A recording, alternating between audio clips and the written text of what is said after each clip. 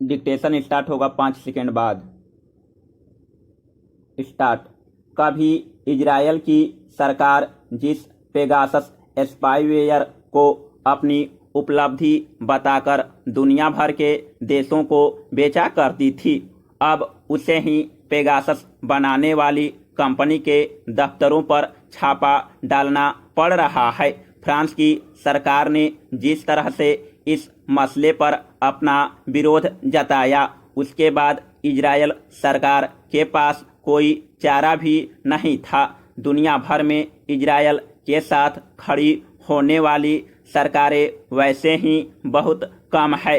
ऐसे में पश्चिमी यूरोप के एक महत्वपूर्ण देश को अपना विरोधी बनाना उसे महंगा पड़ सकता था। यह संकट कितना बड़ा था, इसे इससे भी समझा जा सकता है कि बात ज़्यादा न बिगड़े, इसके लिए इजरायल को अपने रक्षा मंत्री को पेरिस भेजना पड़ा। फ्रांस का विरोध भी पूरी तरह जायज था। तो क्या इजरायल सरकार की ताज़ा सक्रियता से पेगासस पीड़ित लोग या देश और निजता व मानवाधिकारों की चिंता करने वाले कोई उम्मीद बांध सकते हैं? शायद नहीं। Paragraph change. वैसे उम्मीद बांधने का एक और कारण मौजूद है। संयुक्त राष्ट्र के एक प्रस्ताव को इन दिनों फिर से झाड़ पोंछकर निकाला गया है, जो इस तरह के स्पाईवेयर यानी जासूसी सॉफ्टवेयर को खरीदने बेचने पर पाबंदी लगाने की बात करता है। हालांकि संयुक्त राष्ट्र के ऐसे प्रस्ताव अगर वाकई किसी काम के होते तो दुनिया में आतंकवाद कब का खत्म हो गया होता और कहीं भी न अंतर्राष्ट्रीय रंजिशें होती और न हथियारों की होड़। Paragraph change. इस पूरे मामले की जटिलता को समझने के लिए हमें पेगासस को समझना होगा। पेगासस एक व्यावसायिक स्पाईवेयर है जिसे एनएसओ नाम की इजरायली कंपनी बनाती और दुनिया भर में बेचती है। ऐसी कंपनियों की बहुत सी बातें सार्वजनिक होती है, जैसे उनके स्वामित्व की जानकारी, उनके लाभ हानि का खाता आदि। फिर ऐसी कंपनियों को ज़्यादा बिक्री करने और ज़्यादा लाभ कमाने के लिए अपना लगातार प्रचार करना होता है। ऐसे में बहुत सारी बातें छिपी नहीं रह सकती बावजूद तमाम सावधानियों के। लेकिन स्पाईवेयर के सभी मामलों में ऐसा नहीं होता। Paragraph change.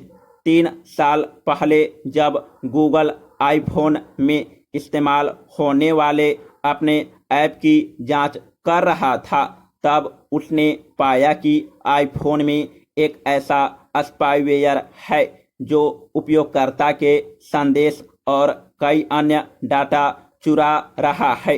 आगे जांच में यह भी स्पष्ट हो गया कि सारा डाटा चीन के किसी ऐसे सर्वर में पहुंचाया जा रहा है जो इस चोरी में चीन की सरकार के शामिल होने की ओर इशारा करता था। सरकारें या सरकारी संस्थाएं जब ऐसे काम करती है तब सब कुछ चुपचाप होता है और बड़ी मुश्किल से या संयोगवश ही किसी को उसकी भनक लग पाती है। इसी घटना के बाद चीन में बने सभी ऐप पर सॉफ्टवेयर को पूरी दुनिया में शक की नज़रों से देखा जाता है। Paragraph change. यह माना जाता है कि अगर जासूसी की कोई आधुनिक तकनीक संभव है तो वह अमेरिकी खुफिया एजेंसी CIA के पास तो होगी ही। CIA में काम कर चुके व्हिसल ब्लोअर एडवर्ड स्नोडेन ने जो खुलासे किए हैं वे इसके बारे में बहुत कुछ बताते हैं। सॉफ्टवेयर तकनीक के जानकार स्नोडेन ने ऐसे कुछ तरीकों का प्रदर्शन भी किया है जिनके जरिए इस तरह की जासूसी से बचा जा सकता है।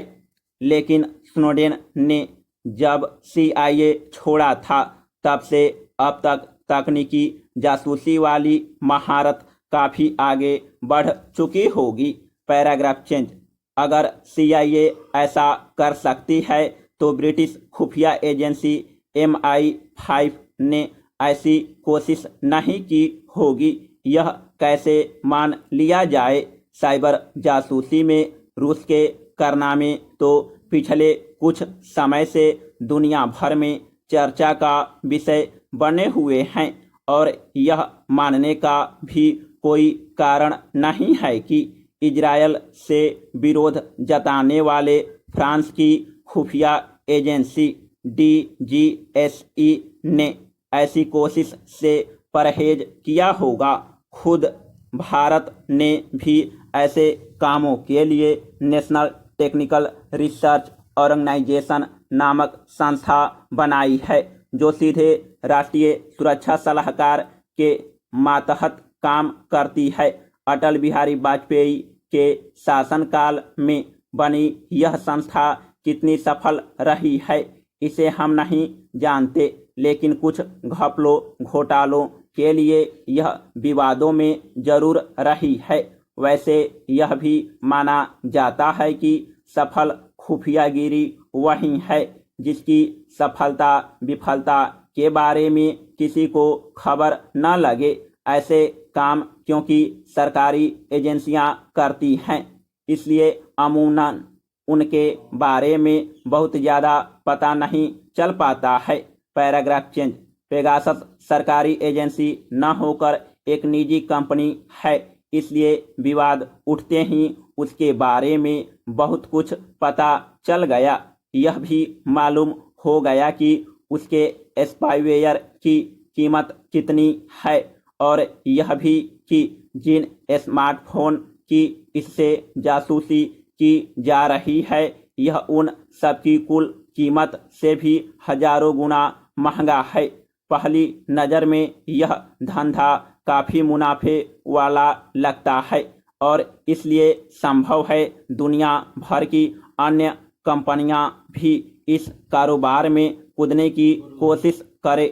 यह भी हो सकता है कि कैलिफोर्निया की कोई कंपनी इसे विकसित करने का काम बेंगलुरु या गुड़गांव में किसी स्टार्टअप को सौंप दे, फिर जो पाकिस्तान परमाणु बम बनाने की कोशिश कर सकता है वह इसे बनाने की कोशिश क्यों नहीं करेगा।